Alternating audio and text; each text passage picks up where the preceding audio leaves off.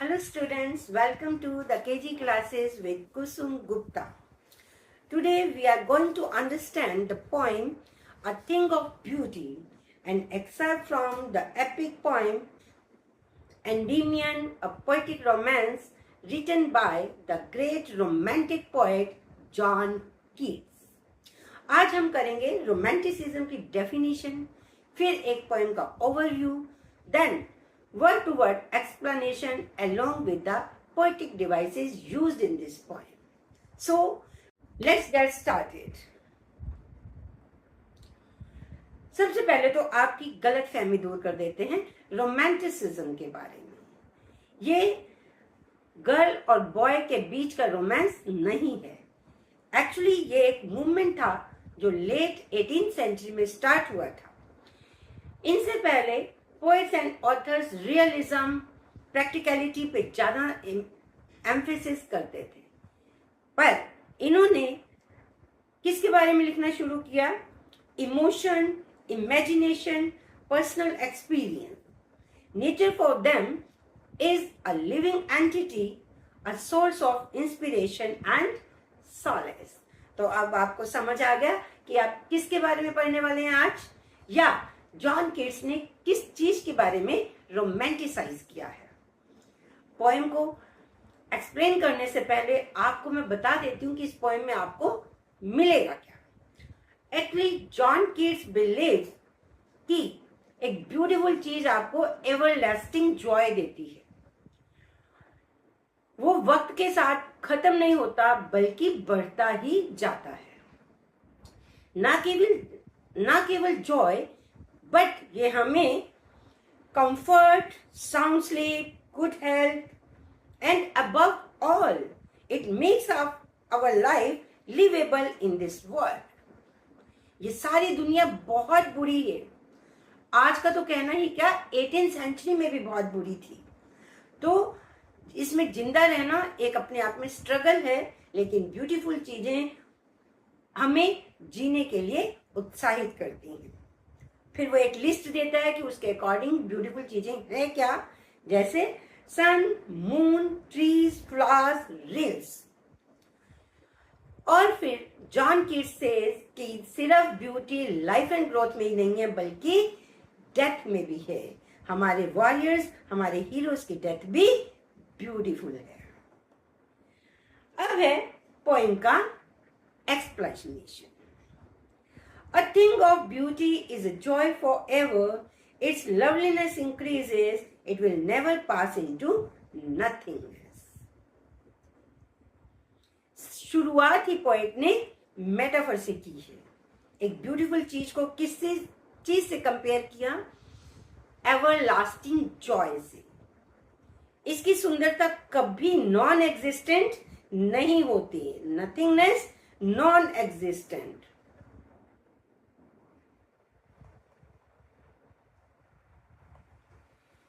बल्कि ये वक्त के साथ बढ़ती ही जाती है.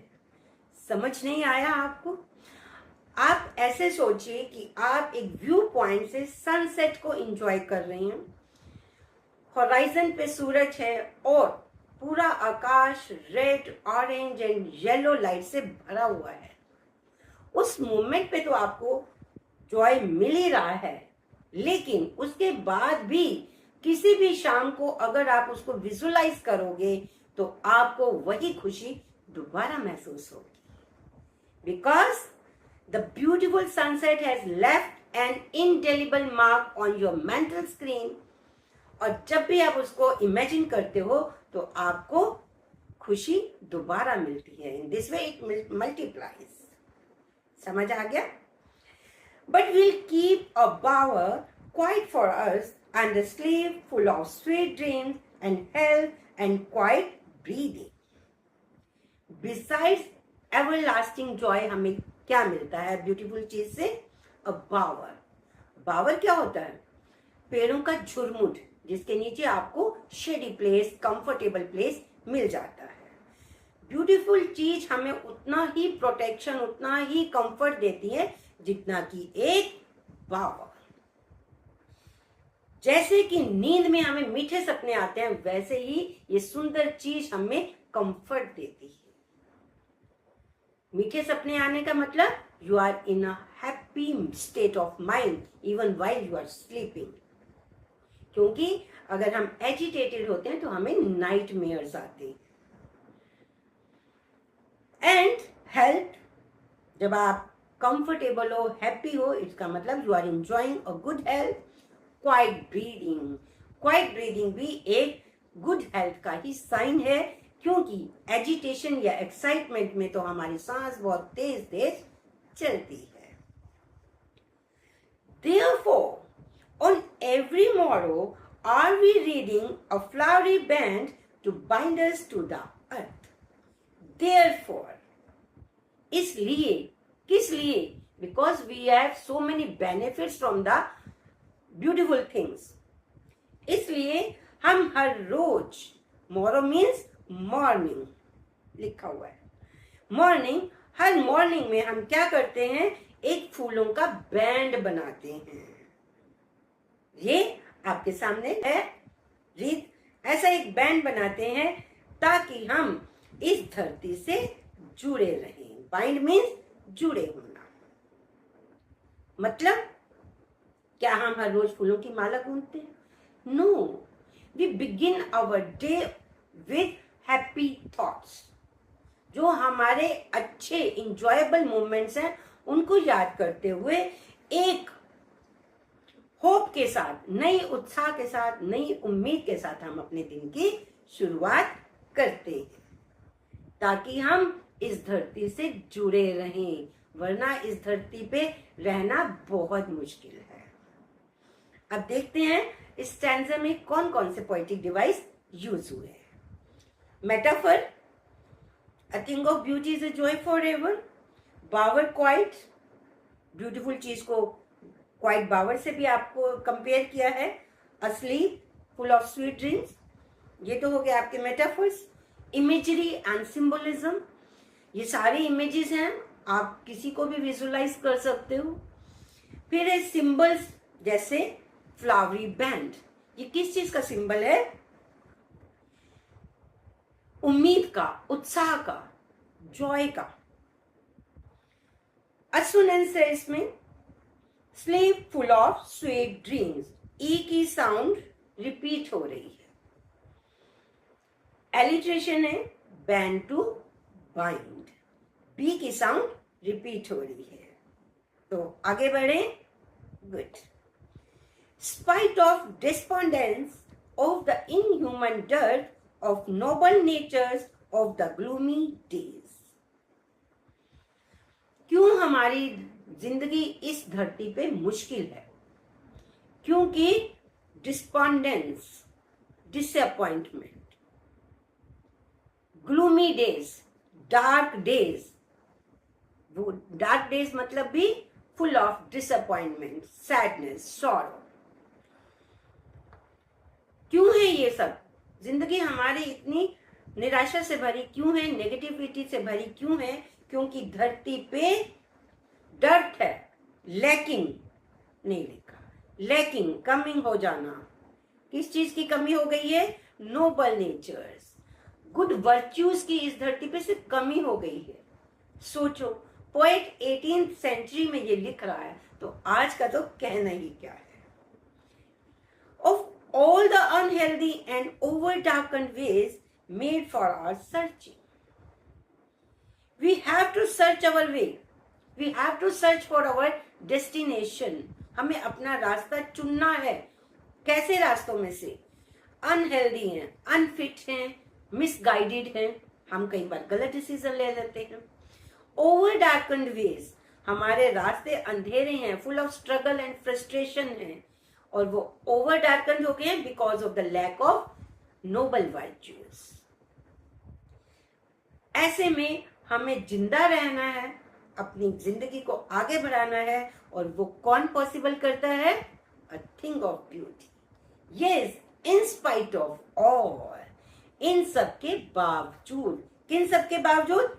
This disappointment, gloom, frustration, struggle, जो जिंदगी का अनएवॉइडेबल पार्ट है और रादर इनएविटेबल पार्ट है, वो तो होता ही होता है। Some shape of beauty moves away the pall from our dark spirits. हम अंदर तक डिसअपॉइंटेड हैं, लेकिन हमारी आत्माओं के अंधेरे को दूर कौन करता है? Paul means darkness. Move away, remove कर देता है कौन? सम शेप ऑफ ब्यूटी, कोई भी शेप, कोई भी size, it can be even a thought, और मैं आपको बता चुकी हूं इवन अ गुड मेमोरी। अब देखते हैं devices, alliteration, noble natures, anaphora, of of of. तीन जगह जब कंसेक्टिव क्लॉजेज या सेंटेंसेस में कोई वर्ड रिपीट होता है उसे कहते हैं एनाफोरा। एंटीथेसिस, दो कंट्रास्टिंग थॉट्स को पास पास रखना, जक्सटापोज करना, जैसे contrast between gloom and despondence of life and the thing of beauty that lifts our spirit। दो थॉट इस स्टैंजा में इकट्ठे रखे गए, negativity of life on this earth and positivity of a beautiful thing. आगे देखते हैं। Such the sun, the moon, trees old and young, sprouting a shady boon। Such, what things are beautiful according to the poet?